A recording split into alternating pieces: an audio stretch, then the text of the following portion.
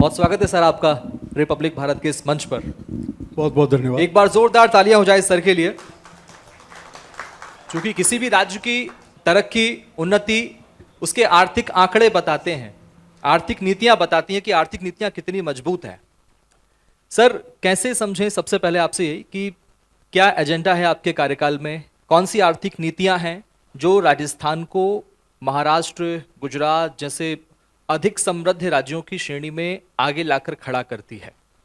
आपका प्रगतिशील राजस्थान आपने स्लोगन देख करके चर्चा बढ़ाई है। प्रगतिशील राजस्थान होगा तो मैं कह सकता हूँ कि देश को अगर प्रगतिशील बनाना है तो प्रत्येक राज्य को प्रगतिशील बनाना पड़ेगा।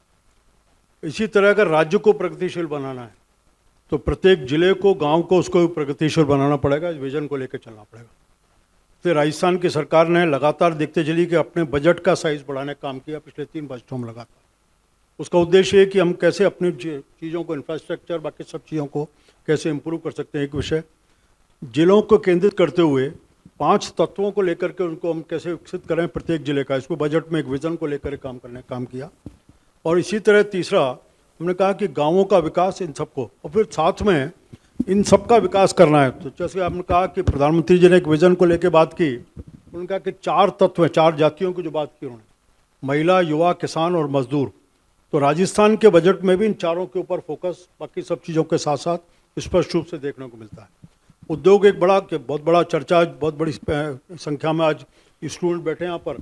तो यूथ बढ़ा है, तो यूथ के विषय को भी ध्यान में रखते हुए हमने, जैसे राइजिंग राजस्थान का विषय आया, राइजिंग राजस्थान का इम्प्लीमेंटेशन का पार्ट है, उसमें डेवलपमेंट की बहुत सारी चीज़ जुड़ती हैं, उसको लिया। पानी और बिजली, ये 2 सेक्टर हैं, इनके ऊपर भी काम करने का। तो बजट में ओवरऑल डेवलपमेंट राजस्थान को, उसको लेते हुए सरकार ने काम शुरू किया। हर व्यक्ति को काम, इसको मिलकर काम हो, इसकी चिंता करते हुए इसको काम। आप पहले की सरकारों में रहे हैं, बड़ी भूमिकाएं आपकी रही हैं। भजन लाल जी कैसा काम कर रहे हैं और इस बार की सरकार को आप कैसा देखते हैं? कितना अंतर है जब आप सरकार में थे और आज आप एक राज्य वित्त आयोग के रूप में, अध्यक्ष के रूप में अपनी जिम्मेदारी का निर्वहन कर रहे हैं? राजस्थान के साथ एक विडंबना है कि हर 5 साल में हमारी सरकार बदल गई, विद एक्सेप्शन 91 और 93 में भैरव सिंह जी रिपीट किए थे। तो इसका एक दुर्भाग्य है। मुझे ध्यान है कि 13 में हम सरकार में आए थे तो 1,76,000 करोड़ का घाटा हमें मिला था विरासत में, और लगभग 76,000 करोड़ का बिजली का घाटा। जब हम 18 में गए तो हम उसको सरप्लस बजट छोड़ के गए। बिजली के घाटे को हमने बजट में इनको इनकॉर्पोरेट किया, करते हुए उसको मैं सॉल्व किया प्रॉब्लम को। 23 में आए तो फिर वो बजट घाटा बढ़ता हुआ देखा हमने, बिजली का, बाकी सब चीज़ों को। ये जो सरकार के चेंजिंग का पैटर्न है, इसके कारण से बार बार हम इकोनॉमिक स्टेबिलिटी को लेकर आते हैं और बार बार उसको डिस्टर्ब देखते हैं। भजन लाल जी के आने के बाद मैं कह सकता हूँ, जब विजन के साथ एक बजट को बनाने की बात हुई, उसमें सीधा सीधा हमारा संकल्प पत्र जो चुनाव से पहले केंद्र और राज्य का आप देखेंगे, उसमें जिन बातों को कहा था, उन चीज़ों का विजन साफ साफ दिखता है। एक तरह उसके बजट की साइज़ बढ़ाई, साइज़ बढ़ाने के साथ साथ रेवेन्यू डेफिसिट को हम कैसे कम कर सकते हैं, इनकम को अपने कैसे बढ़ा सकते हैं, इन सब चीज़ों को हमने साथ लेते हुए इसको बढ़ाने का काम किया और उसका परिणाम भी दिख रहा है। प्रति व्यक्ति आय आज लगभग 2 लाख से अधिक प्रति व्यक्ति आय हमारी बढ़ने को है। रेवेन्यू डेफिसिट बढ़ने का काम हुआ है, हमारे इनकम के सोर्सेज बढ़ रहे हैं। अब एक बहुत बड़ी चीज़ है, अभी मदन जी अपने सामने बता रहे थे कि लगभग 1,80,000 को दिया, अभी 58,000 को और प्रधानमंत्री जी ने सरकारी सेक्टर में नौकरी दी है। अब सरकारी सेक्टर में नौकरी अपने आप में एक बजट का आपको दिखाता है कि प्रदेश का आर्थिक ढांचा कैसा है। कोई भी सरकार नौकरी देने से डरती है कि उसके साथ साथ आने वाले हमारे बजट के ऊपर किस तरह का बर्डन आने वाला है, इस कारण से उसको अवॉइड करती है कई बार। लेकिन भजन लाल जी ने अपने उन सब चैलेंजेस के साथ भी, जहाँ राजस्थान को ओवरऑल डेवलपमेंट के लिए जिन जिन चीज़ों की ज़रूरत है उन सबको हम अचीव करेंगे, साथ साथ यूथ का भविष्य भी ठीक रहे, इसको लेते हुए 2.5 साल के बीच में ही लगभग 2.5 लाख के आसपास नौकरियां देने का काम किया। और उसके केवल इसको गवर्नमेंट सेक्टर को छोड़ दें तो ये राइजिंग राजस्थान और इंडस्ट्रियलाइजेशन का जो एक लगातार बढ़ने का काम हो रहा है, इसके कारण लगभग 5 लाख लोगों को रोजगार और मिला।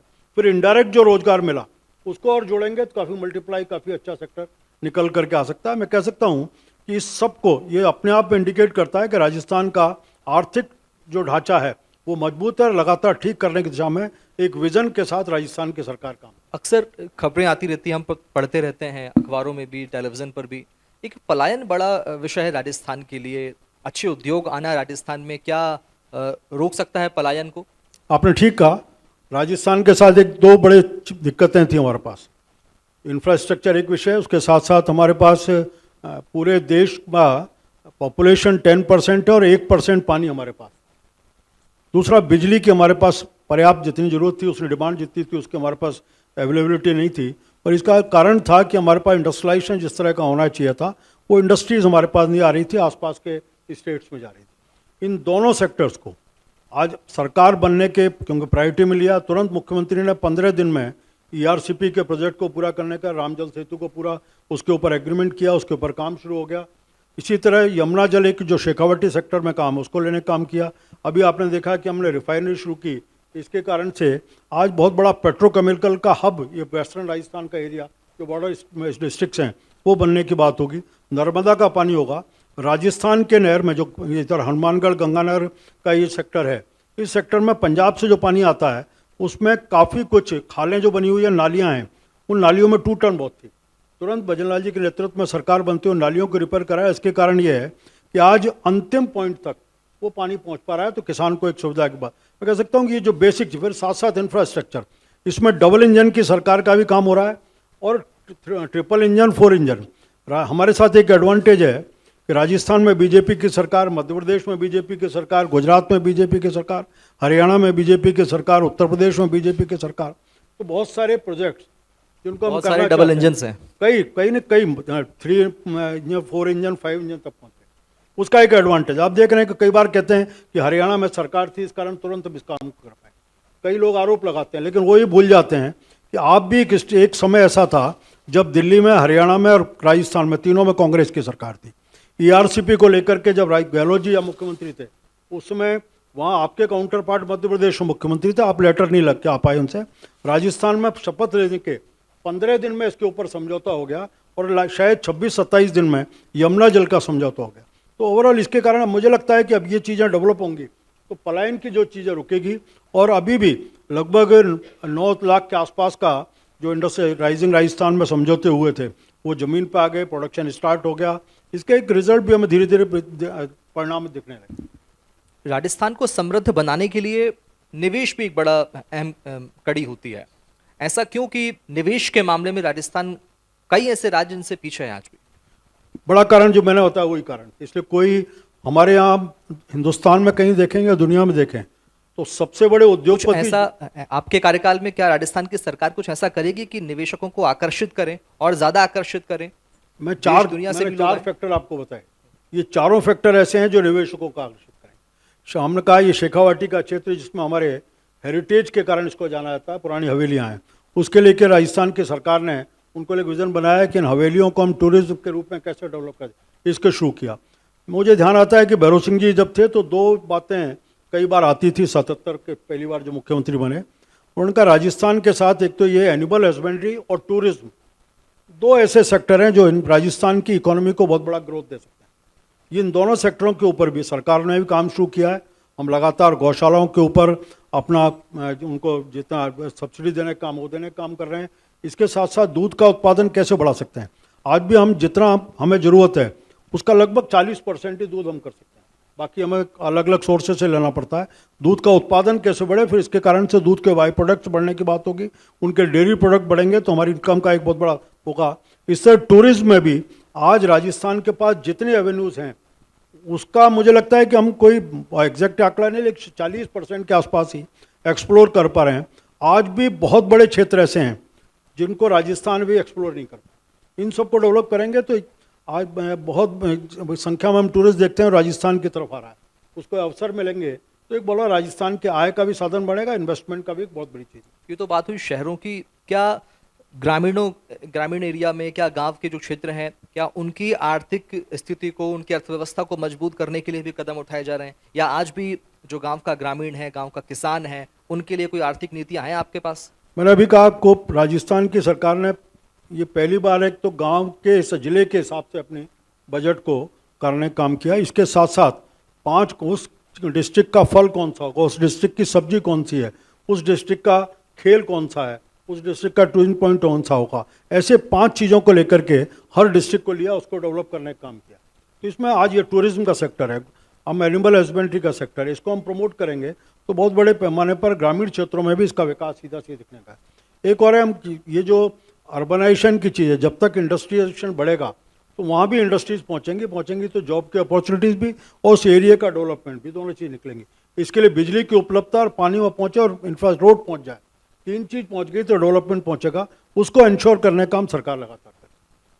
चुनाव में अब ज़्यादा वक्त नहीं बचा है, 28 के नवंबर दिसंबर मुझे लगता है शायद चुनाव होंगे राजस्थान में, छत्तीसगढ़ मध्य प्रदेश के साथ साथ। कितना तैयार हैं या इलेक्शन मोड में आ गई है बीजेपी? भारतीय जनता पार्टी 365 दिन 24 घंटे काम करने वाली पार्टी है। हमारा कार्यकर्ता लगातार अपने अपने बूथ पर अपने जितने भी वोटर्स हैं उनके साथ संवाद में रहता है, क्योंकि हम सरकार में हैं तो उन योजनाओं को नीचे तक पहुंचाकर अधिकतम उनका लाभ हम दिला सकें, इसके काम करते हैं। संपर्क और संवाद ये नियमित हमारा क्रम है। तो इस सब का, और इस बार हमारे साथ अवसर है कि राजस्थान में सरकार और केंद्र में सरकार, और दोनों जगह नरेंद्र मोदी जी जैसा दुनिया में नेतृत्व नहीं, तो भजन लाल जी के साथ राजस्थान में एक विजन के साथ एक साधारण कार्यकर्ता जो बहुत ही सहज तरीके से सबके साथ मिलकर के संवाद भी खड़ा कर रहा है, योजना बना के ला रहा है, ऐसा व्यक्ति भी हमारे साथ है। मजबूत संगठन है। मदन जी अब बैठे थे, मदन जी के नेतृत्व संगठन को बढ़ाने का काम कर रहे हैं। मिलजुल करके मुझे विश्वास है जब भी चुनाव का समय आएगा भारतीय जनता पार्टी अच्छा परिणाम देगी। और इस बार ये जो मिथिक है कि हर बार सरकार बदलती है, मुझे विश्वास है कि इस बार भारतीय जनता पार्टी रिपीट करेगी। कांग्रेस वाले बोल रहे हैं कि हमारे हैं। कांग्रेस की तो विडंबना अपनी इसलिए है कि अपने सरकार के पिछली बार का कालखंड को देख चुके लोग। आपके खुद में क्या स्थितियां थी विदिन पार्टी, अपना मुख्यमंत्री खुद अपने ही मुख्यमंत्री को नकारा निकम्मा बोलता था। लगातार लगभग 22 महीने सरकार या तो जेलों में, होटलों में रही या फिर क्वारंटाइन रहने का काम किया उन लोगों ने। तो राजस्थान की जनता उनको ढूंढती रही। परिणाम हम देख रहे हैं, जिस अभी बर्थ यूथ यहाँ बैठा है, 19 परीक्षाएं, 19 की 19 सीट। अभी आप पहले पूछ रहे थे मदन जी, मेरे को बड़ा आश्चर्य होता है कि उस समय हम बार बार मांग करते थे कि रीट की परीक्षा को, एसआई की परीक्षा को रद्द करो, सीबीआई से जांच कराओ। आज जो कांग्रेस के अध्यक्ष लीडर ऑपोजिशन है वो आज नीट के ऊपर कई बातें करते हैं, लेकिन उस समय उनके आंखों के आंसू सूख गए थे जब राजस्थान का युवा अपने आप को बहुत परेशान था। उस समय उनकी तरफ से एक वक्तव्य भी नहीं आया कि रीट की परीक्षा हो, एसआई की परीक्षा हो। ना सीबीआई की मांग को स्वीकार किया, ना दोबारा उस परीक्षा को रद्द करने का। ये तो राजस्थान के मुख्यमंत्री का है कि तुरंत उन्होंने हाईकोर्ट में इस विषय के पास था, उसको पैरवी की, रद्द भी हुई और हमने उसको जांच करके उन सबको परिणाम तक पहुंचाने का काम किया। मुझे लगता है कि ये सब चीज़ें लोगों के सामने हैं, तो उस तुलना को भी करेंगे और परिणाम देखेंगे तो राजस्थान की जनता निश्चित रूप से भारतीय जनता पार्टी के साथ है। डॉक्टर साहब, एक बड़ा प्रश्न खजाने को लेकर भी होता है। जब सरकार कार्यकाल बदलती है, सरकार जाती है, किसी की बीजेपी की सरकार आती है, फिर कांग्रेस की जाती है, कांग्रेस की आती है, तो हर बार एक आरोप पूर्व की सरकार लगाती है आने वाली सरकार पर कि खजाना खाली है, कर्ज में है राज्य, कैसे काम करें, कैसे रोजगार दें, कैसे उद्योग स्थापित करें। ये क्या लगता है इस बार आपको, खजाना कहाँ तक भरा है, कितना खाली है? 13 से 18 और 23 से अभी तक कम से कम भारतीय जनता पार्टी ने सच्चाई होने के बाद भी इसको नहीं बोला। उनको पता था कि कांग्रेस क्या विरासत में देख गई है, लेकिन उसको रोने से हमें कोई फायदा नहीं है, हमें अब परफॉर्म करके देना पड़ेगा। इसलिए उस दौर में भी वसुंधरा जी के नेतृत्व में सरकार चला रहे थे, तब भी फाइनेंशियल मैनेजमेंट के आधार पर हमने सभी सेक्टर्स को लगातार स्ट्रेंथन करने का काम किया। और अभी भी हम लगातार उन सब चीज़ों को, अपने फाइनेंशियल जो क्राइसिस जिस तरह की हमें मिली थी हेरिटेज में, उस सब के बाद भी आज देख रहे हैं कि आज जब भी कई बार कांग्रेस कहती है कि राजस्थान का मुख्यमंत्री दिल्ली पहुंच जाता है, लेकिन जब दिल्ली गया मुख्यमंत्री तो दिल्ली से कुछ ना कुछ खजाने का हिस्सा लेके आया। ये राजस्थान क्या रहा। आपका रिफाइनरी तो पिछले 18 साल से रुकी थी, बीच में 2 बार ऐसी कांग्रेस की सरकार थी, आप उसको नहीं चला पाए। आज रिफाइनरी चालू होने के बाद जो फंड का जनरेशन होगा राजस्थान को मिलेगा। और फिर उसके साथ साथ ये विजन है राजस्थान सरकार का कि हम 400 के आसपास पेट्रोल पंप अपने राजस्थान में लगाएंगे। जब पेट्रोल अपने राजस्थान में लगाएंगे तो जीएसटी आपके पास आने वाला है। इसके कारण से हम फाइनेंशियल चीज़ों, ये छोटी छोटी चीज़ें जो एकदम लोगों के एकदम सीधे ध्यान में नहीं जाता, लेकिन सब के आधार पर हम फाइनेंशियल मैनेजमेंट को इम्प्रूव करते हुए अपनी फाइनेंशियल पोजीशन को इम्प्रूव करेंगे और राजस्थान के लोगों को डिलीवर कर पाएं। अक्सर देखने में आता है, सोशल मीडिया पर भी लोग इस तरह की बातें करते हैं, मीडिया में भी इस तरह की चर्चा होती है कि भजन लाल जी बहुत ज़्यादा दिल्ली जाते हैं, हफ्ते में शायद 1 बार या 2 बार, महीने में करीब 5-7 बार। अगर आपकी बातचीत होती हो उनसे या कभी चर्चा की हो आपने इस विषय पर, तो कभी पूछा है आपने क्यों जाते हैं? नहीं, ये तो आप किसी को पूछने की और बताने की जरूरत नहीं। पहली बात तो महीने में 5-7 बार तो नहीं है, लेकिन जब भी जाते हैं, आज दिल्ली केंद्र की राजधानी, हमारे पावर का जितने भी राजस्थान के इशूज़ हैं हम कहीं ना कहीं पिछली सरकार के आपस में टकराव थे, इसके कारण चीज़ सॉल्व नहीं हुई। आज दिल्ली जाने का परिणाम है कि हम बीआरसीपी लेके आ गए। दिल्ली जाने का परिणाम है कि हम पेट्रोलियम आपका रिफाइनरी हम चालू कर पाए। दिल्ली जाने का परिणाम है कि हम राजस्थान नहर का पानी ले आए, हम यमुना जल का पानी लेके आ गए। जीएसटी का लंबे समय से रुका हुआ पैसा हम लेके आ गए। बहुत सारे अभी आपके सामने ध्यान है कि लगातार ये जो जल जीवन मिशन का पैसा था, वो पिछली सरकार के समय क्या हुआ उसको मुझे अब दोहराने की जरूरत नहीं है। उसके कारण से हमारा पैसा रुका था। आज ही खबर है कि 450 करोड़ के आसपास का फंड फिर लेकर के आए। ये सब वो चीज़ें हैं दिल्ली जाने का परिणाम कि राजस्थान को ये एक चक्कर लगाने से कई हजारों करोड़ रुपए मिलते हैं, तो राजस्थान की चीज़। अच्छा, एक प्रश्न का उत्तर बिल्कुल सही सही आप देना, बिल्कुल अंतर्मन से मुझे अब इसका तक जो दिए वो भी सही। जी, क्योंकि ये जो प्रश्न होगा शायद कि आप सबके अलग अलग विचार भी हों इस प्रश्न के उत्तर में। जब भजनलाल शर्मा जी के नाम की घोषणा हुई उस समय मन में क्या आया, सच बताना प्लीज।